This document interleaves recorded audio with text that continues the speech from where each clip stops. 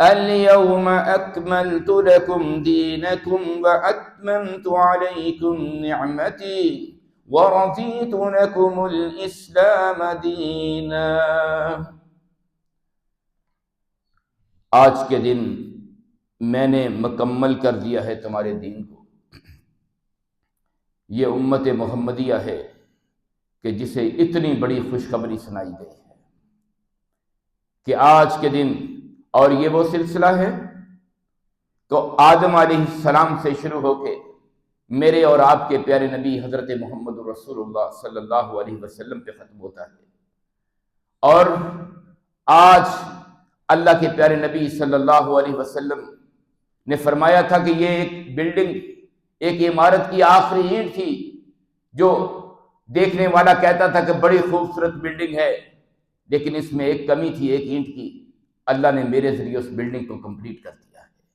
نبوت کی یہ عمارت مکمل ہو چکی، اور اس سے یہ بھی پتہ چل گیا کہ دین مکمل ہو گیا، اب قیامت تک کسی اور نبی اور رسول کی ضرورت باقی نہیں رہی۔ اسی لیے آج کے بعد جس دن یہ آیت نازل ہو گئی، دین مکمل ہو گیا، اس کے بعد کوئی بھی اگر نبوت کا دعویٰ کرے گا تو وہ ظالم جھوٹا ہوگا، وہ بے ایمان ہوگا، وہ قتل کے لائق ہوگا کہ اسے قتل کر دیا جائے، وہ ختم نبوت میں ڈاکہ ڈالنے والا ہوگا۔ اس لیے اس آیت نے یہ بتلا دیا کہ اللہ کے پیارے نبی صلی اللہ علیہ وسلم کے بعد نبوت کا سلسلہ ختم ہو چکا ہے۔ اليوم اکملت لکم دینکم، آج کے دن ہم نے دین کو مکمل کر دیا ہے۔ واتممت علیکم نعمتی، اور اپنی نعمت کو مکمل کر دیا ہے۔ میرے بھائیوں، دین اسلام کو اللہ نے ایک نعمت کہا ہے، اور میں سمجھتا ہوں کہ جسے دین اسلام مل جائے اس سے بڑی اور کیا نعمت ہو سکتی ہے۔ یقین جانیے ہمیں اس کی قدر نہیں ہے۔ ہم مسلمانوں کے گھروں میں پیدا ہوئے، ہمارے بڑے مسلمان تھے نا، ہمیں تو وراثت میں اسلام مل گیا۔ آپ پوچھئے ان سے کہ جو بڑی قربانیاں دینے کے بعد جنہیں اسلام نصیب ہوا۔ میں نے کئی مرتبہ ہسٹری پڑھی، کئی ایسے لوگوں کی، ایسی خواتین کی کہ جن کے گھر والے عیسائی تھے، ہندو تھے، اللہ نے انہیں مسلمان ہونے کی سعادت نصیب فرمائی، اور اس کے بعد پورا خاندان ان سے کٹ گیا۔ کن کن اذیتوں اور مصیبتوں میں انہوں نے اسلام کا قبول کیا تھا۔ آپ جائیے نا تھوڑا سا پیچھے جا کے دیکھیے، مکہ کی سرزمین ہے، لوگ اللہ کے پیارے نبی صلی اللہ علیہ وسلم کی دعوت پہ مسلمان ہوتے ہیں تو پوری زمین کے اوپر ان کے لیے رہنا تنگ کر دیا جاتا ہے۔ مکہ کی زمین ان پہ تنگ ہو جاتی ہے، ظلم کے پہاڑ توڑے جاتے ہیں۔ میرے بھائیوں، پوچھئے اسلام کی قدر ان سے، ہمیں تو اسلام وراثت میں ملا ہے۔ یہی تو وجہ ہے نا آج ہمیں اسلام کی وہ قدر نہیں ہے۔ اللہ کہہ رہے ہیں وَأَتْمَمْتُ عَلَيْكُمْ نِعْمَتِي، ہم نے اپنی نعمت کو پورا کر دیا ہے۔ یہ اتنی بڑی نعمت ہے میرے بھائیوں، اللہ کا شکر ادا کیجئے کہ اللہ نے ہمیں اسلام کی نعمت سے سرفراز فرمایا۔ حضرت عمر فاروق رضی اللہ تعالیٰ عنہ کا دور ہے۔ ایک یہودی آیا، آ کے ملا، اس روایت کو بیان کیا ہے طارق بن شہاب، تابعی ہیں، وہ بیان کرتے ہیں کہ ایک یہودی امیر المومنین کے پاس آیا، آ کے عرض کرنے لگا امیر المومنین، آپ کی قرآن مجید میں ایک ایسی آیت موجود ہے، اگر یہ ہمارے اوپر نازل ہوتی تو ہم اس دن کو جشن اور عید کا دن بنا لیتے۔ حضرت عمر پوچھتے ہیں کون سی آیت کی بات کر رہے ہو؟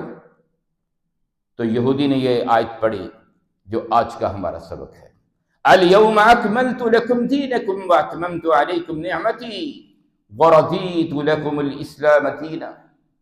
یہ آیت عمر فاروق فرمانے لگے ہمیں خوب پتہ ہے کہ جب یہ آیت نازل ہوئی تھی تو کون سا وقت تھا، میدان عرفات میں اللہ کے نبی صلی اللہ علیہ وسلم موجود تھے، 10 ہجری تھی، 9 ذی الحجہ کا دن تھا، پچھلے پہر کا وقت تھا، جمعے کا دن تھا کہ اللہ کے نبی صلی اللہ علیہ وسلم پر وحی نازل ہوئی، اور اللہ نے یہ فرمایا الیوم اکملت لکم دینکم واتممت علیکم، کہ آج کے دن ہم نے دین کو مکمل کر دیا ہے۔ حضرت عمر فاروق فرمانے لگے کہ وہ دن جمعے کا دن تو ویسے ہی ہمارے لیے عید کا دن ہے، پھر عرفات کا دن وہ بھی عید کا دن ہے۔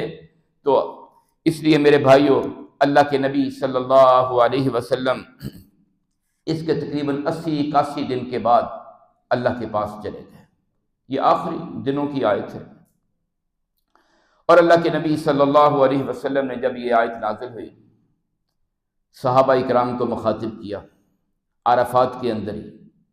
اسی موقع پر آپ نے اپنے صحابہ کو مخاطب کر کے پوچھا تھا، میرے بھائیو آج کا سبق بڑی توجہ سے سننے کا سبق ہے، یہ انسان کی سوچ کو بدل دینے والا سبق ہے، یہ انسان کے عقیدے کو چینج کر دینے والا سبق ہے۔ بڑی توجہ سے اس سبق کو لیجئے گا۔ اللہ کے پیارے نبی صلی اللہ علیہ وسلم نے اپنے صحابہ کو مخاطب کر کے پوچھا، میرے صحابہ وہ دن آنے والا ہے قیامت کا دن، جس دن اللہ تم سے پوچھے گا، میرے بارے میں سوال کرے گا کہ کیا میرے نبی نے یہ پیغام دین تمہارے تک پہنچانے کا حق ادا کر دیا تھا؟ تم کیا جواب دو گے؟ صحابہ اکرام عرض کرتے ہیں، اے اللہ کے نبی صلی اللہ علیہ وسلم، آپ نے دین پہنچا ہی نہیں دیا بلکہ پہنچانے کا حق ادا کر دیا۔ اس موقع پر میرے اور آپ کے پیارے نبی صلی اللہ علیہ وسلم نے اپنا ہاتھ آسمان کی طرف بلند کیا، انگلی اٹھا کے کہا، اے اللہ تو گواہ رہنا، اے اللہ تو گواہ رہنا، تو گواہ رہنا، یہ ان کی گواہی سن لے کہ میں نے اپنا حق ادا کر دیا ہے۔ میرے بھائیوں، اس کے بعد کیا ہے؟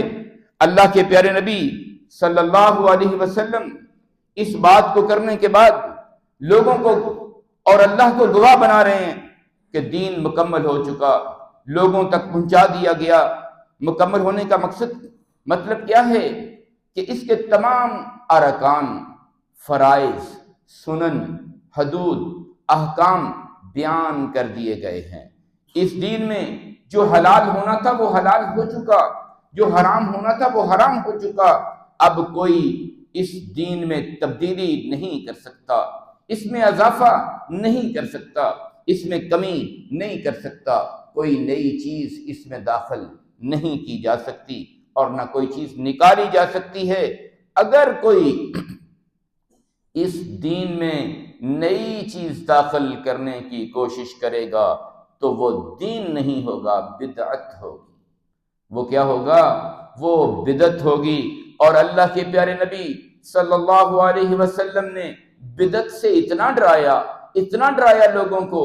آپ اپنے ہر خطبے میں یہ بات فرمایا کرتے، کل محدثۃ بدعہ وکل بدعۃ ضلالہ وکل ضلالۃ فی النار، کہ ہر بدعت جو ہے وہ گمراہی ہے اور ہر گمراہی انسان کو جہنم کی طرف لے کے جانے والی ہے۔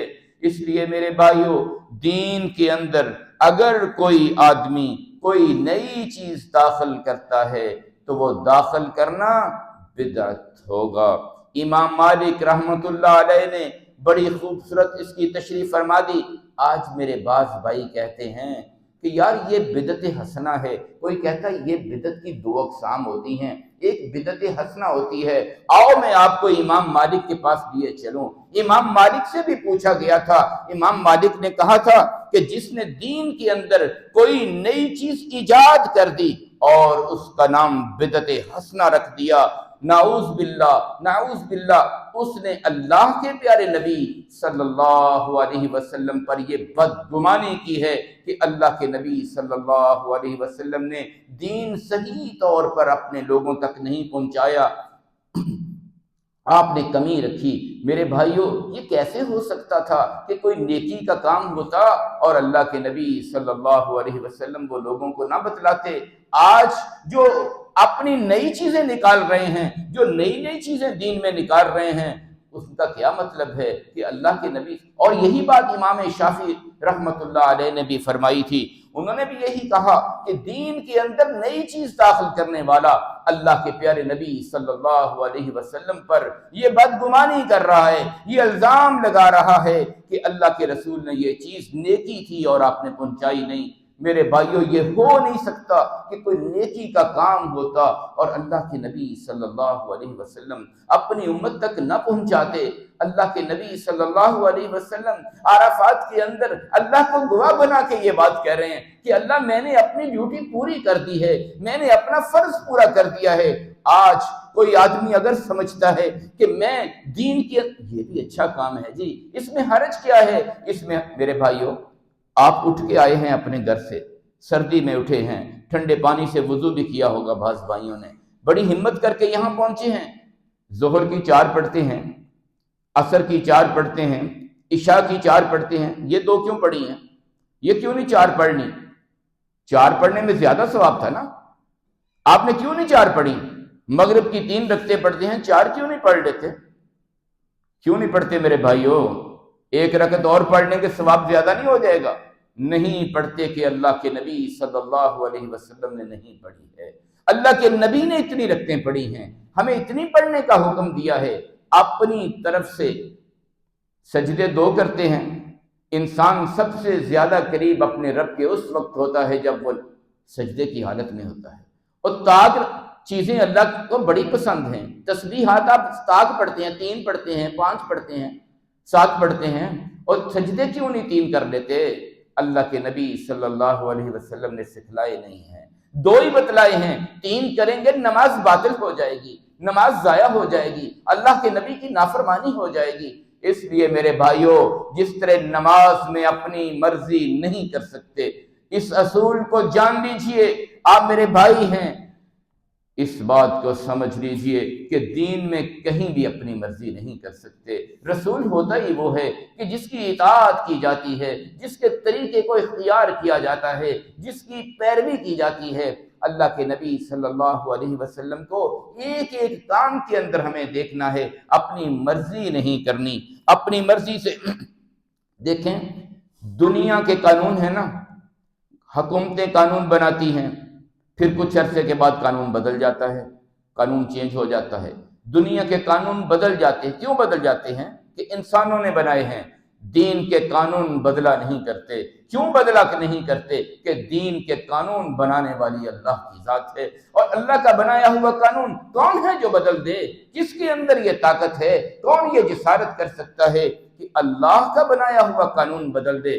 اللہ کا بنایا ہوا، اللہ کے نبی صلی اللہ علیہ وسلم کا دیا ہوا طریقہ دنیا میں کوئی نہیں ہے جو بدل دے۔ اس لیے میرے بھائیوں، اس بات کی فکر کیا کریں کہ دین صرف وہ ہے جس کو اللہ نے بیان کیا ہے، دین صرف وہ ہے جسے پیارے نبی صلی اللہ علیہ وسلم نے لوگوں کو سکھلایا ہے۔